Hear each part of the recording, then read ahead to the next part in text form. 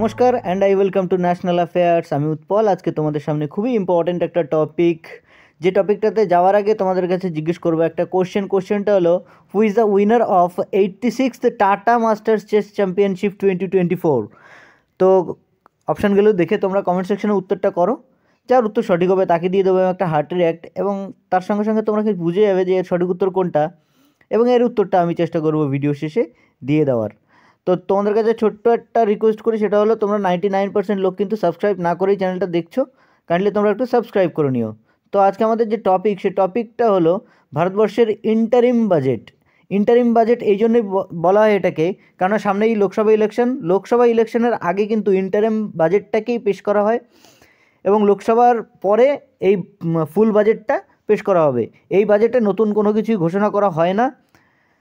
যখন ইলেকশনটা শেষ হয়ে যাবে তারপরেই ফুল বাজেটটা পেশ করে নতুন যে প্রজেক্টগুলো সে সম্পর্কে সরকার জনসাধারণকে দিয়ে থাকে। তো এই ছিল ছোট্ট একটা বলতে পারো সূচনা।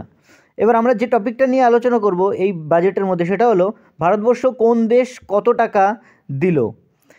আমাদের প্রতিবেশী দেশের মধ্যে প্রতি বছরে কিন্তু ভারতবর্ষ কিছু না কিছু পরিমাণ টাকা তাদেরকে দিয়ে থাকে, এবং যে লিস্টটা এবছর সামনে বেরিয়ে এসছে সেই লিস্টের মধ্যে সবার প্রথমে আছে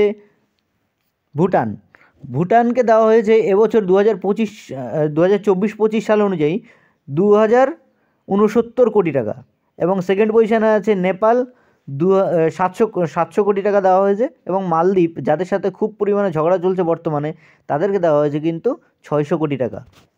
এবং আমরা যদি এখানে 2023-24 কথা বলি, তাহলে 2023-24 অনুযায়ী ছিল কিন্তু ভুটান 1 নম্বরে, সেকেন্ড পজিশনে ছিল মালদ্বীপ। 2024-25 যেমন মালদ্বীপ থার্ড পজিশনে চলে এসছে, সেরকম মালদ্বীপ কিন্তু 2023-24 ছিল সেকেন্ড পজিশনে। তো এই ছিল আমাদের আজকের টপিক। এবার আমরা চলে আসবো আমাদের কোশ্চেনটাতে। তো কোশ্চেনটা ছিল যে এবছরের 2024-এর 86th টাটা মাস্টার্স চেস চ্যাম্পিয়নশিপের উইনার কে হয়েছে। এর সঠিক উত্তরটা হচ্ছে Wei Yi. Let me say it again, Wei Yi. ইনি চায়নার প্লেয়ার।